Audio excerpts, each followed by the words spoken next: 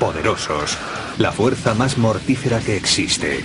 Surcan en secreto los mares y son capaces de llevar la destrucción y la muerte a cualquier rincón del planeta. A continuación, submarinos nucleares en Maravillas Modernas.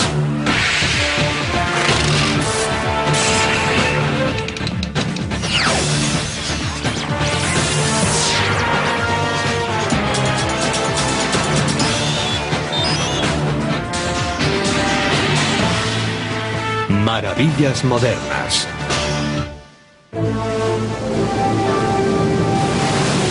Estos tiburones de acero operan en la penumbra. Maniobran bajo el 70% de la superficie terrestre, en un juego mortal de sigilo, intriga y amenaza. Algunos llevan más potencia de fuego que si sumáramos la de todas las bombas que se arrojaron durante la Segunda Guerra Mundial. Son monstruos marinos que parecen tan pacíficos como los peces lobo, pero que cuando son despertados pueden arrojar la carga más letal del mundo desde más de 30 metros bajo la superficie. Un submarino es una plataforma cuya misión es llegar sigilosamente al objetivo, destruirlo sin previo aviso y escapar sin sufrir daño. Transporta muchas cosas en muy poco espacio. En él pueden convivir 100 o más personas de manera confortable durante periodos de tiempo relativamente largos. Son máquinas sorprendentemente eficaces. Los submarinos nucleares son valiosas joyas militares poseídas por muy pocas naciones. Son propulsados por energía atómica. Junto con otros avanzados inventos de la tecnología naval, son los más complicados mecanismos que jamás se hayan construido. Operan en un entorno más que inquietante.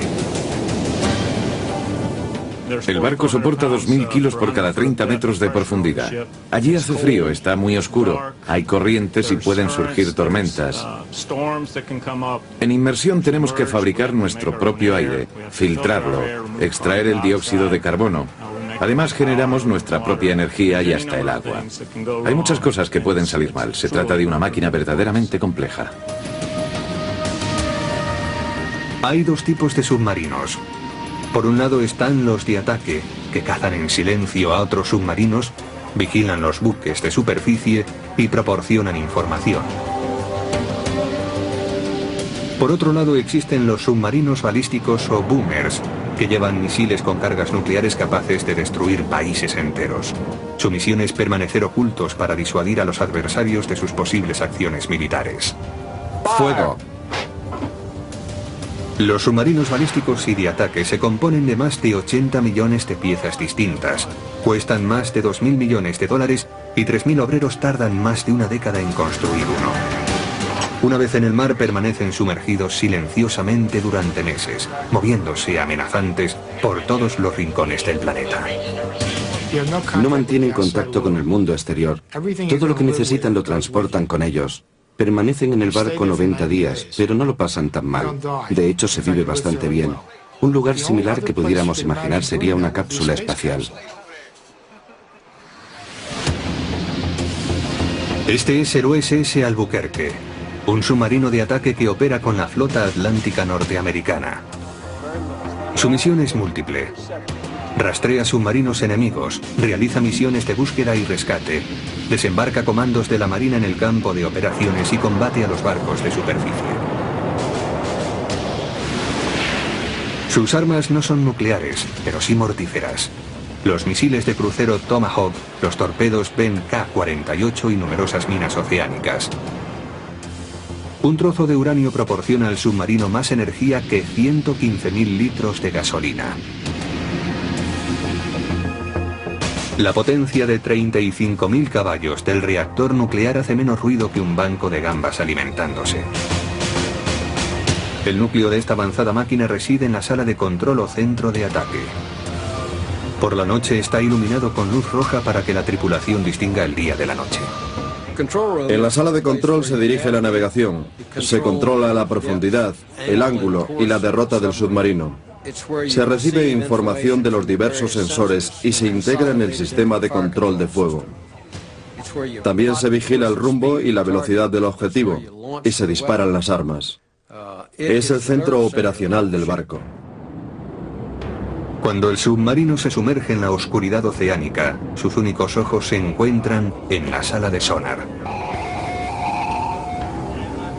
Bajo el agua no se ve nada, porque el agua absorbe la energía luminosa muy rápidamente, pero permite la transmisión de la energía acústica a grandes distancias. En cierto sentido, la única información de que se dispone es el sonido. El sonar es el ojo del submarino. Esencialmente toda la información de lo que ocurre en el exterior la proporcionan los 4 o 5 marinos de la sala de sonar. Son, por lo tanto, los hombres más importantes a bordo. El sonar activo, que emite pulsos de sonido o pings, se emplea en contadas ocasiones, ya que delata la posición del submarino. En su lugar se emplea el sonar pasivo, que simplemente escucha los sonidos oceánicos. Realmente escuchamos a los mercantes. Oímos cómo sus hélices baten el agua. Sabemos a la velocidad que van. Oímos a los delfines y ballenas. El sonido más raro es el del hielo al quebrarse y fluir. Es un sonido extraño, como ruidos provocados por fantasmas. El submarino está repleto de equipos. El reactor nuclear ocupa una tercera parte. El armamento, junto con toneladas de equipo electrónico, deja poco espacio para la tripulación. La intimidad está muy limitada. No existen secretos en un submarino nuclear. Cada marinero dispone de un espacio de poco más de 1 metro cuadrado para dormir y guardar sus pertenencias. No puedo sentarme porque la altura del techo es muy escasa. Es imposible sentarse. No puedes darte la vuelta cuando duermes. Es casi imposible. Y respecto al espacio para guardar cosas, tan solo disponemos de esto.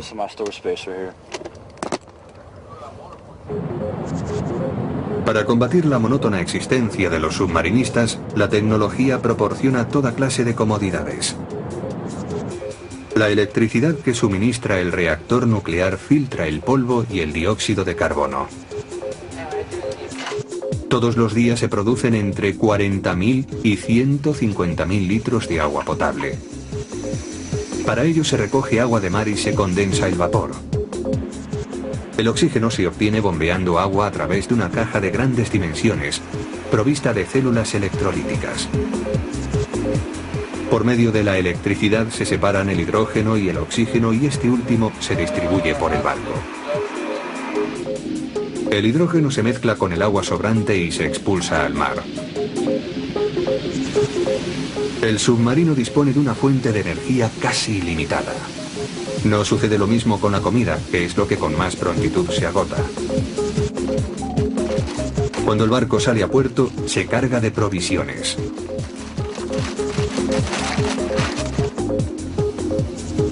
Los tripulantes que dirigen el submarino hacen turnos para cubrir 24 horas de estricta vigilia, 6 horas de guardia, 12 horas de estudio, mantenimiento y alimentación. Solo restan 6 horas para el sueño. No podemos apagar las luces por la noche y decir hasta mañana. Trabajamos 24 horas al día, 7 días a la semana. El capitán permite que su tripulación reciba emails de familiares y amigos, lo que contribuye a elevar la moral en el barco. Papá, buenas noticias de casa. Me han puesto todos sobresalientes y un notable. Estoy en el cuadro de honor. Tengo muchas ganas de verte. Vuelve pronto. Te quiero y te echo de menos. Annabel. Eso está muy bien, después de estar 4 semanas fuera de casa. Hoy ha sido un buen día, estoy muy contento. Pero estos momentos son escasos. Alerta, los 2 de arriba. El entrenamiento parece no tener fin. En la sala de torpedos las armas son preparadas para disparar en ataques simulados. El trabajo que realizamos es muy complejo y exige mucha dedicación. Conseguir que 100 o 135 personas hagan lo que deben en el momento oportuno para manejar correctamente el barco requiere mucha práctica. Solo tras 20 años de entrenamiento, el comandante Burroughs ha podido hacerse cargo de esta fraternidad secreta y asumir unas abrumadoras responsabilidades. El capitán de un submarino debe estar familiarizado con la ingeniería. En un barco nuclear hay que aprender física, hay que conocer el sonar, maniobras de navegación y el funcionamiento general del barco. El capitán de un barco debe poseer toda una lista de cualidades personales incuestionables. Voluntad, la inspiración de un artista y la dedicación de un boxeador. Hay que estar muy seguro de uno mismo si se quiere ser militar. Algunas de las mejores mentes del mundo de la ciencia fueron reclutadas para construir estas máquinas silenciosas. La creación del moderno submarino nuclear fue impulsada por la ambición, aunque también en parte por los accidentes y las tragedias. En la actualidad, unos 160 submarinos nucleares navegan silenciosamente por los océanos. Sin embargo, hace más de 2 siglos, el primer submarino tuvo un papel muy limitado. Se llamaba The Turtle, la tortuga, y fue construido por David Bushnell para que George Washington lo usara contra los británicos en 1775. El ingenio tenía 2 metros de longitud y la hélice era movida por un cigüeñal. Podía permanecer sumergido 30 minutos. Su única misión resultó fallida al no poder enganchar un explosivo subacuático en el casco de un barco británico. Pero las necesidades de la guerra naval hicieron que pronto surgieran diseños más complejos. En la Guerra de Secesión Americana, el submarino confederado CSS-H.L. Hamley, de 18 metros, utilizaba tanques de lastre para cargar y descargar agua y así bajar y subir. He aquí el fundamento del submarino moderno. Realizó el primer ataque con carga explosiva contra un barco enemigo, aunque la explosión mató también a sus 8 tripulantes. En el siglo XX, los submarinos ampliaron su radio de acción, su velocidad y su flexibilidad. John Holland vendió a los Estados Unidos su primer submarino en 1900. Tenía una longitud de 16,4 metros y fue el primero en operar con un doble sistema de propulsión. En la superficie utilizaba un motor diésel y en inmersión el motor era eléctrico. Durante la Primera Guerra Mundial, los alemanes incorporaron muchos avances a su flota de submarinos, revolucionando la guerra en los mares. La Royal Navy tuvo grandes reticencias a la hora de apreciar a los submarinos como arma bélica, porque según decían, su táctica era poco caballerosa, pero los alemanes demostraron lo que podían hacer con ellos durante la Primera Guerra Mundial. Hundieron 3 cruceros británicos en una tarde con un solo submarino. Durante las 2 guerras mundiales, los países industrializados se apresuraron a construir numerosos submarinos, pero no mejoraron mucho sus características. Durante la Segunda Guerra Mundial, casi todos ellos seguían siendo unos barcos de superficie que se sumergían ocasionalmente. Debían salir constantemente al exterior para recargar las baterías de los motores eléctricos por medio de los motores diésel. Los motores eléctricos impulsaban bajo el agua a los submarinos durante un máximo de 12 horas, alcanzando unos 9 nudos de velocidad. Aquellos barcos eran realmente difíciles de manejar, eran poco espaciosos y más bien indiscretos. Al poco de terminar la Segunda Guerra Mundial, el capitán Jaime Rickover, de la Marina norteamericana, se hizo cargo del programa de propulsión nuclear y promovió el desarrollo de los submarinos atómicos. This is the reactor or the atomic pile. There's uranium in here. En aquel tiempo, la energía nuclear estaba en pleno desarrollo como fuente de energía, pero todavía se la consideraba peligrosa y destructiva. Comprimir la energía del Sol en un espacio tan limitado parecía imposible. Se basó en una tecnología aún incipiente. Aún quedaban unos años para la aparición de la bomba atómica. Pero él dijo que ya se habían hecho los suficientes estudios y que se sabía lo suficiente, así que había que hacerlo ya. Los submarinos de la época tenían una longitud de unos 100 metros. El reto mayor era poner un reactor nuclear dentro del pequeño casco del barco. Rickover estableció un laboratorio subacuático de prueba en Arco, Idaho. Poco después se empezó a construir el primer submarino nuclear, Nautilus, de Electric Boat en Groton, Connecticut, mientras simultáneamente hacía pruebas en Idaho. Construyó una sección del submarino, le puso un reactor como el que iría en el Nautilus y lo probó durante 1000 horas, el equivalente de un viaje de ida y vuelta a través del Atlántico, y funcionó. La ventaja era que cada vez que se hacía un cambio en el reactor de prueba se podía emplear en el Nautilus, porque eran idénticos. Esa fue una de las razones principales por las que el Nautilus tuvo un éxito inmediato. Proteger a la tripulación de la mortífera radioactividad era otro problema.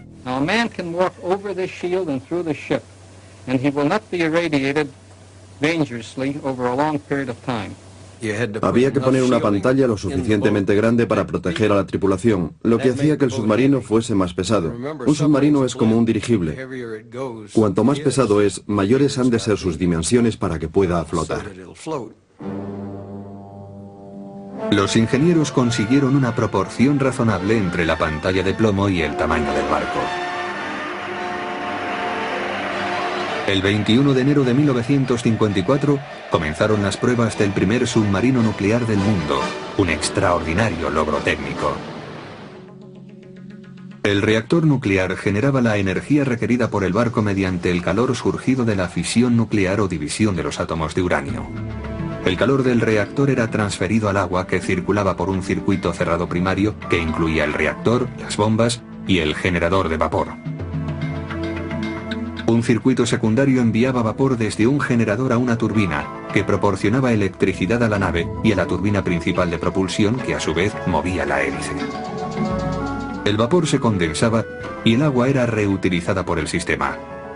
No se requería aire u oxígeno para que funcionara el reactor, permitiendo que el submarino operara de forma independiente. Se consiguió un submarino en el auténtico sentido de la palabra. Podía sumergirse y permanecer bajo el agua casi indefinidamente, sin necesidad de subir a la superficie. La resistencia de la tripulación era el único límite. Ya no era necesario que el submarino saliera cada poco tiempo a la superficie para recargar las baterías. Ahora se podía operar con auténtico sigilo. Era el paso definitivo hacia el auténtico submarino. Hay que recordar que aunque anteriormente hubo submarinos rápidos, no eran capaces de mantener una alta velocidad en inmersión. Nadie podía imaginar que se pudieran mantener 23 nudos bajo el agua. De esta manera era posible rehuir cualquier fuerza antisubmarina. Las pruebas del Nautilus en el mar tuvieron un éxito espectacular y el 17 de enero de 1955 el barco realizó su primera misión. El capitán envió un mensaje por radio. En marcha mediante energía nuclear. Fue el comienzo de una nueva era. Poco después se botó el USS Seawolf. Y a los 3 años el USS Skate fue el primer submarino en romper la corteza de hielo del Polo Norte. Sus cometidos eran el espionaje y la guerra contra los submarinos y barcos enemigos. En 1958 los soviéticos, bajo la dirección del almirante Sergei Gorshkov, botaron la primera serie de submarinos nucleares. El Hotel, el Echo y el November salieron del astillero de Sebmach cerca de Arcángel en el Ártico.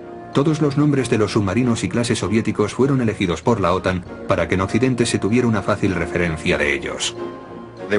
Eran muy veloces pero muy ruidosos y no eran muy seguros para las tripulaciones.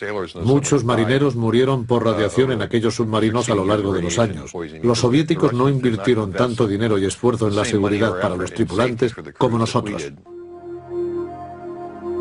Los soviéticos usaban metal líquido, una aleación de sodio y potasio que circulaba por el reactor nuclear a grandes temperaturas.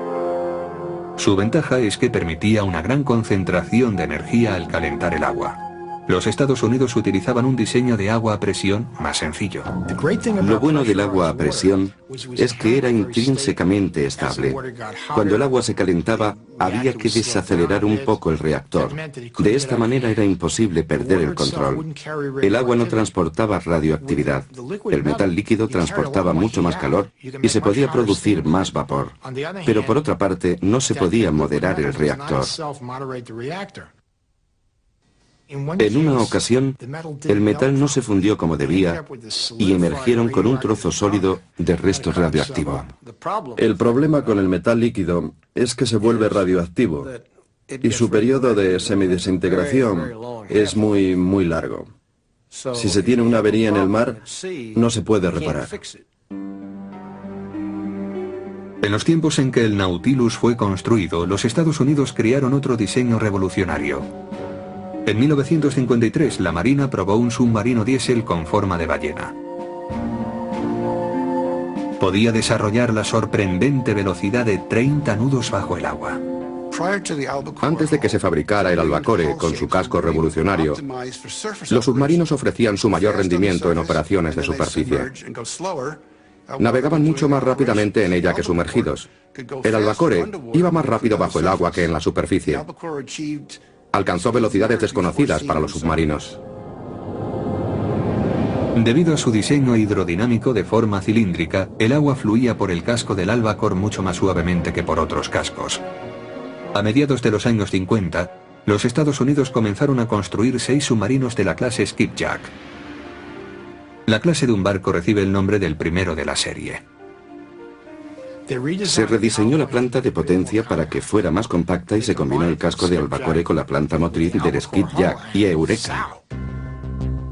Cuando el USS Skipjack fue votado en 1960, los Estados Unidos dispusieron de un submarino nuclear de velocidad y autonomía sorprendentes, con una energía casi ilimitada. Cuando el primer capitán volvió al puerto después de las pruebas iniciales, dijo que le pongan una capa de abrillantador, que me lo llevo a casa. Era rápido, fácil de dirigir y en aquel momento podía bajar a más profundidad que cualquier otro submarino. Combinaba todo lo bueno que la Marina norteamericana podía ofrecer. Pero esos submarinos eran alevines comparados con los monstruos que se estaban desarrollando. Conforme la Guerra Fría se intensificaba, los estadounidenses y los soviéticos crearon una nueva clase de submarino cuyo poder destructivo tuvo al mundo entero bajo una amenaza permanente.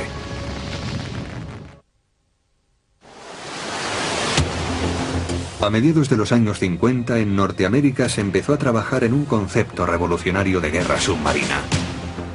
Se encargó al almirante William Rayburn el programa de lanzamiento de misiles balísticos por medio de submarinos sumergidos. El problema parecía entonces irresoluble. La primera cuestión era cómo compensar la pérdida instantánea de peso del submarino.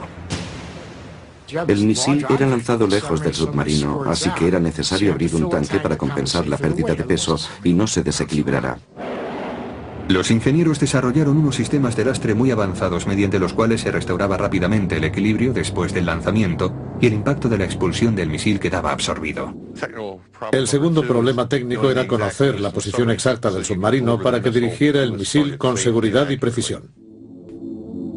Los sistemas de navegación mejoraron mucho gracias al uso de satélites que indicaban al capitán la posición exacta del submarino. De esa manera se podía calcular con precisión la distancia con respecto al objetivo. A continuación se instalaron en los misiles sistemas computerizados de guiado para asegurar que dicho objetivo era alcanzado. Pero el problema más peligroso era almacenar y transportar el combustible líquido de los misiles dentro del submarino.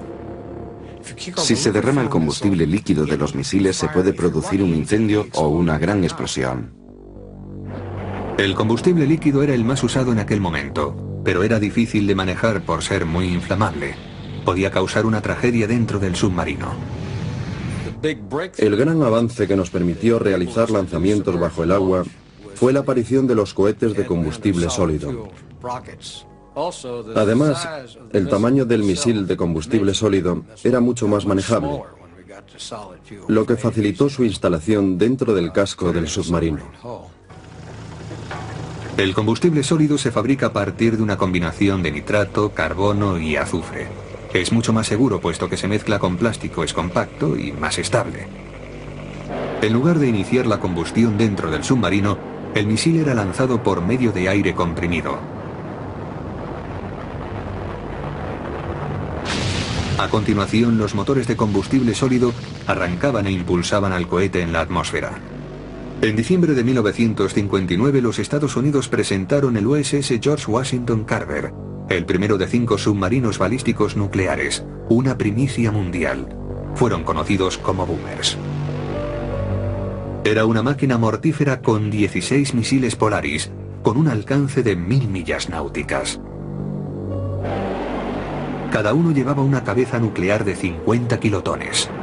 La bomba de Hiroshima tenía unos 15 kilotones. Los Polaris proporcionaron a los Estados Unidos una enorme ventaja, porque protegían su arsenal estratégico. El submarino, una vez sumergido, era imposible de localizar. Es muy difícil desarrollar contramedidas para algo que no se sabe dónde está. No se le puede atacar y entonces podrá destruir su objetivo sin que exista defensa posible. A lo largo de una década, los Estados Unidos crearon una nueva clase de submarino capaz de permanecer oculto y sumergido durante meses, al tiempo que transportaba el mayor poder ofensivo conocido por el hombre. La misión de los submarinos balísticos era cargar su armamento, desaparecer en la inmensidad del océano y esperar una orden que hubiera sido nefasta para el enemigo. Estos submarinos letales ofrecen una certidumbre y una incertidumbre. La terrible certidumbre de los Polaris es la destrucción que pueden generar. La incertidumbre terrible también es cuando se ejecutará la acción y si has de ser tú quien la ejecute. A lo largo de los años 60, los misiles submarinos Polaris se hicieron más mortíferos todavía. Cada ojiva se cargó con varias cabezas nucleares, aumentando en gran medida su poder destructivo. En 1970 los misiles Poseidón fueron equipados con MIRVs o vehículos múltiples de reentrada dirigidos independientemente que podían alcanzar objetivos situados a 2.500 millas marinas. Después de que un misil Poseidón completara su fase de aceleración, la ojiva reentraba en la atmósfera y sus múltiples cabezas o MIRVs se separaban para detonar sobre una amplia zona. Cada una de las cabezas podía ser dirigida a distintas ciudades, centros industriales, bases militares. Con un misil se podían alcanzar diversos objetivos. De esa manera, se multiplicaba la efectividad de la flota de misiles balísticos. Pero la Unión Soviética se negó a quedarse a la zaga. En 1967 los soviéticos botaron un submarino de una clase que la OTAN llamó Yankee. Un submarino con 16 misiles balísticos con un alcance de 1.300 millas. Desplazaba 9.600 toneladas y llevaba cabezas nucleares mayores que las de los misiles Polaris. Los Estados Unidos respondieron en 1982 con los submarinos de la clase Ohio, que podían llevar 24 misiles Trident, cada uno de hasta 8 cabezas de 100 kilotones. Si un Ohio lanzaba sus 24 Trident a un continente, originaría 192 explosiones nucleares independientes, liberando 19.000 kilotones de energía, lo equivalente a 1.300 bombas como la de Hiroshima. Además de matar a millones de personas instantáneamente, las explosiones dispersarían unos 2 millones de toneladas de polvo radioactivo en la atmósfera, alterando el clima de la Tierra. Un misil puede alcanzar un gran número de objetivos desde una enorme distancia, unas 6.000 millas. Algo extraordinario desde el punto de vista tecnológico, pero también espantoso. Cuando los submarinos balísticos empezaron a proliferar, los Estados Unidos y la Unión Soviética invirtieron miles de millones de dólares en mejorar sus submarinos de ataque. El resultado fueron barcos extraordinariamente sigilosos. Cuando la Unión Soviética comenzó a botar submarinos nucleares a principios de los años 60, los Estados Unidos se concentraron en la guerra antisubmarina para atajar la potencial amenaza. Los diseñadores norteamericanos estaban obsesionados con el silencio para rastrear, perseguir y, si era necesario, destruir los submarinos soviéticos. Sonar have a weak noise level bearing 298. Sonar. ¿Cuál es la diferencia entre un submarino tan ruidoso que asusta hasta los peces y otro que no hace ningún ruido? ¿Quién tiene la ventaja? El que es invisible no puede ser alcanzado. Si tú eres invisible y el otro no, tú ganas. Así de sencillo. El Nautilus era una máquina con un acabado anguloso y muy poco aislamiento contra el ruido. En esa clase de submarinos el ruido está casi en relación directa con la curva de velocidad y potencia. Cuanto más rápido se va, más ruido se genera. De lo que se trata es de hacer independientes el ruido y la velocidad. Ser silencioso incluso navegando a gran velocidad. Ya lo dijo Risenberg, y es cierto. El silencio es un problema más difícil de resolver que el de los reactores nucleares. El silencio se convirtió pronto en una obsesión para los diseñadores norteamericanos de submarinos. La forma de conseguir que un submarino sea silencioso es cuidando el equipo que genera los ruidos, o sea, la maquinaria, principalmente la que tiene engranajes. Hay que ponerla sobre una plataforma rígida que se separe del casco y además colocar muelles para absorber el ruido. Con eso la emisión se reduce enormemente. Se pusieron monturas de caucho a los muelles para que amortiguaran las vibraciones. Las losetas de goma que recubrían el casco no dejaban escapar los ruidos del interior. Cada engranaje fue analizado para diseñar una mejor lubricación de juntas y válvulas. Se instalaron sistemas de vigilancia de ruidos para captar el sonido del aire procedente de las bombas del motor. Incluso fueron estudiados los utensilios que usaban los cocineros. Las hojas de la batidora llevan una capa de goma para que cuando esté batiendo no produzca ruido. En los años 60, las nuevas tecnologías digitales dieron paso al sonar pasivo, una gran ventaja, pues permitía captar sonidos en el océano a cientos de millas de distancia. Al reducir el ruido ambiental del submarino, las señales lejanas se captaban más claramente. También se usaron ordenadores para ampliar, filtrar y depurar los sonidos exteriores. En la lucha entre submarinos, es esencial escuchar al enemigo antes de que te escuche él a ti. Existen dos maneras de asegurarse. Una es que nuestro submarino sea más silencioso que el suyo, que descargue menos energía en el agua. Y la segunda es contar con un sistema de sonar mejor que el usado por el enemigo y así detectarle antes de que él nos detecte a nosotros. Las nuevas técnicas silenciadoras y de escucha fueron incorporadas en el submarino nuclear de ataque USS Thresher, dotado en julio de 1960. Para mejorar el sistema pasivo de sonar, toda la proa fue dedicada a este equipo. La proa de los submarinos es el lugar más silencioso, lo que permite que el equipo capte los más débiles sonidos que se produzcan en el agua.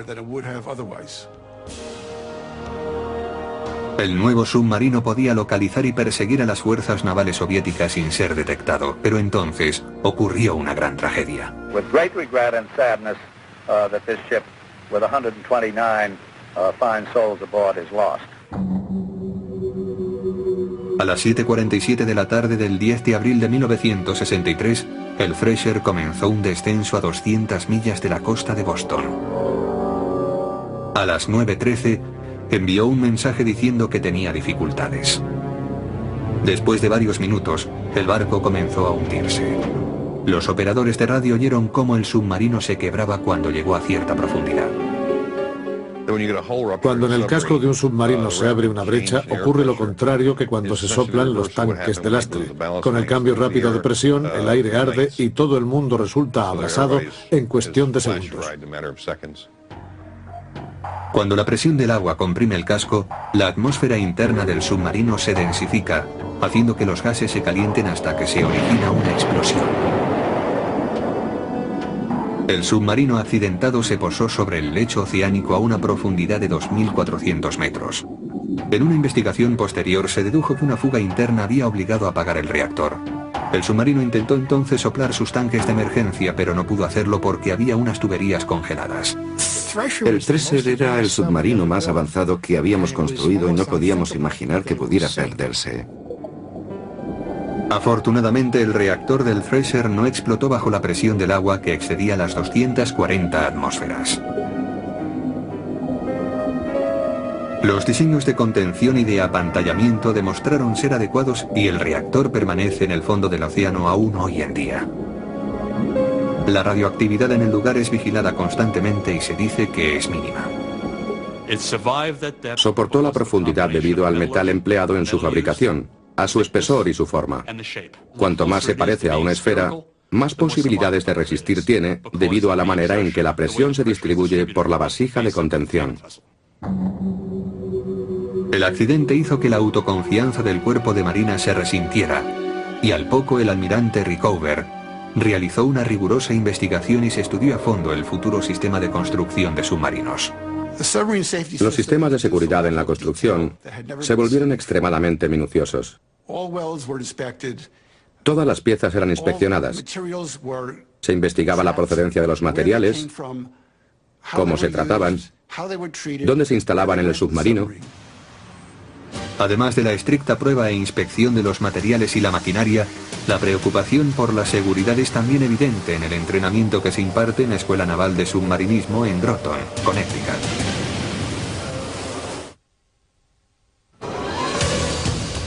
El punto fuerte de la flota submarina norteamericana es el entrenamiento que se da a su personal en la Escuela Naval de Submarinismo en Groton, Connecticut. Cada submarinista debe acudir a clase durante casi un año. Estudia táctica, navegación, electrónica, armamento y sonar, entre otras materias.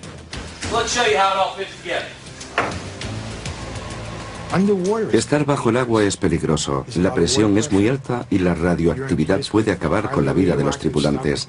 Es importante que siempre se sepa lo que se debe hacer. Si se quiere saber lo importante que es una escuela para submarinistas, fijémonos en las marinas que no disponen de ella, como la rusa. Si examinamos el número de rusos que han sido horriblemente mutilados por haber cometido errores en los submarinos nucleares, nos inclinaremos a opinar que Groton es una buena inversión para los submarinistas norteamericanos. Una de las partes más importantes del entrenamiento de los submarinistas es el control de los incendios. Un incendio bajo el agua, si no es tratado adecuadamente, ocasionará una muerte segura para la tripulación. El oxígeno es consumido muy rápidamente. Si el fuego se extiende, el oxígeno consumido por él será mayor que el producido por el submarino y la tripulación morirá. Extinguir rápidamente un incendio es absolutamente vital. Los alumnos realizan continuamente prácticas de aislamiento, contención y detención de fugas en condiciones de inundación. A una gran profundidad, la menor vía de agua es un problema, porque el agua entra por todas partes y puede ocasionar el desastre. Hay que repararla inmediatamente, porque en 30 segundos o un minuto, la vía estará completamente fuera de control y ya no habrá solución. Además, mojará con agua salada el equipo eléctrico del compartimento. Y si es un equipo importante, quedará inutilizado. Los marineros practican en simuladores que reproducen los controles del submarino. Se enfrentan a condiciones extremas, tales como cargas de profundidad, inclinaciones fuertes y persecución de submarinos enemigos. También realizan maniobras en condiciones que simulan las de un hundimiento. Tienen que entrenarse constantemente en esos procedimientos de seguridad para que sus reacciones sean casi intuitivas y solucionen así cualquier problema. Después de un año de estudios en tierra, los marineros pasan a entrenarse en submarinos en el mar durante al menos 8 meses. A continuación obtienen su delfín, la insignia que les acredita como submarinistas. Red Crown, this is Bravo 7 India. Go ahead, over. Los que pretendían llegar a oficial regresaban varias veces a la escuela durante un periodo de 5 años, alternando las clases con periodos en el mar. Estados Unidos apostó fuerte por el entrenamiento de sus tripulaciones, por los procedimientos de seguridad y por la tecnología avanzada para competir con el creciente número de submarinos soviéticos, que eran un 10% más de los que tenía Norteamérica a mediados de los años 70. Técnicamente, los submarinos soviéticos estaban poniéndose también a la altura de los submarinos norteamericanos. El Akula, un submarino soviético de ataque botado en 1975, consiguió velocidades de 35 nudos en inmersión y era extremadamente silencioso. La Guerra Fría comenzaba a intensificarse en todo el mundo. Cierto número de submarinos norteamericanos penetraban en aguas territoriales soviéticas de manera regular para realizar operaciones de inteligencia. Se vigilaban las operaciones de la flota soviética y se iba directamente por debajo de los cascos de sus barcos para tomar fotografías. Para ello se empleaban las mismas rutinas que en tiempo de guerra. La misión de los submarinos de ataque norteamericanos era operar en cualquier escenario de la Guerra Fría para enfrentarse a los submarinos soviéticos y a veces recoger información en los propios puertos soviéticos. Operaban en solitario y en aguas controladas por el enemigo. Yo solía decirle a mis capitanes que si iban a un lugar en el que no estaban rodeados por muchos barcos enemigos, es que se habían equivocado de sitio. Podían permanecer en el puesto durante largos periodos de tiempo para recoger datos de todo tipo. Los submarinos rápidos de ataque eran muy temidos, porque podían presentarse en cualquier lugar sin ser vistos, podían destruir al enemigo sin correr ningún riesgo. De vez en cuando, durante los años 80, les enviábamos mensajes de advertencia a los rusos. Los submarinos, que estaban de patrulla y siguiendo a embarcaciones soviéticas, encendían simultáneamente el radar activo y emitían señales a sus objetivos. Se trataba de advertirles que sabíamos dónde se encontraban y que no podían hacer nada para impedirlo. El mortífero juego del escondite continuó por todos los rincones del océano. Pero en 1982 la Unión Soviética mostró un auténtico monstruo de las profundidades. el Taifún. Un barco de 177 metros de longitud, 25.000 toneladas y 20.000 misiles balísticos con cabezas MIRV de un radio de acción de 6.000 millas náuticas. Tenía doble casco, 2 reactores y cargaba 24 torpedos. Se convirtió en el mayor submarino del mundo y todavía sigue operativo. Debido al largo alcance de sus misiles y a la efectividad del sonar norteamericano, los rusos se retiraron a sus bastiones del Ártico en los años 80. Situaron sus submarinos balísticos bajo el Ártico, cerca de sus puertos continentales, y los rodearon con submarinos de ataque. El diseño de la torreta plana del Taifún reflejaba una nueva táctica. Necesitaba salir rápidamente de la corteza de hielo. Por eso tenía que ser resistente y duradera, para emerger a través del hielo y lanzar sus misiles y comunicarse.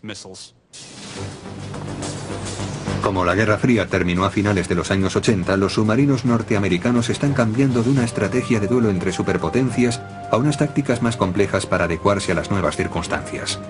Los submarinos de ataque están pasando por una completa redefinición de sus funciones. Ahora están estrechamente vinculados a grupos de combate. La amenaza actual ya no está monopolizada. Puede provenir de una nación o de un grupo terrorista, y es muy posible que se produzca en aguas poco profundas, no en alta mar, ya que las naciones a las que nos enfrentamos no tienen fuerzas navales en esas aguas. Debido a los tratados de limitación de armas estratégicas, los Estados Unidos y Rusia han detenido sus programas de submarinos balísticos y han aparcado otros tantos. Ambas naciones continúan construyendo y mejorando submarinos de ataque. Gran Bretaña, Francia y China también poseen su propia fuerza de submarinos nucleares. Sin embargo, después de décadas de constantes crisis y producciones aceleradas, los programas norteamericano y ruso de submarinos nucleares se han detenido. Ahora los submarinos norteamericanos llevan tripulaciones mejor entrenadas y equipos de sonar más efectivos. La capacidad de fuego de los dos países sigue siendo suficiente para acabar varias veces con la humanidad. Los costes financieros han sido sorprendentes. Desde mediados del siglo XX, los Estados Unidos han gastado cerca de 800.000 millones de dólares en submarinos balísticos y de ataque. Para muchos militares de la Guerra Fría, el dinero ha estado bien empleado, al menos hasta ahora. No hubo guerra, nunca les disparamos y ellos no nos dispararon tampoco. Eso fue una auténtica victoria, aunque para muchos la moraleja fue creer que se podían haber suprimido de las Fuerzas Armadas y haber empleado ese dinero en otras cosas. Pero el resultado de aquella paz litigante fue la paz misma. Aunque cientos de aquellas máquinas mortíferas han estado paseando silenciosamente por los océanos durante décadas, nunca lanzaron una sola cabeza nuclear. En la actualidad, en las profundidades marinas, todavía continúa el juego del ratón y el gato entre estos ingenios de alta tecnología. Siguen probándose y persiguiéndose unos a otros en previsión de una posible guerra. Una guerra que con seguridad pondría fin a nuestra civilización.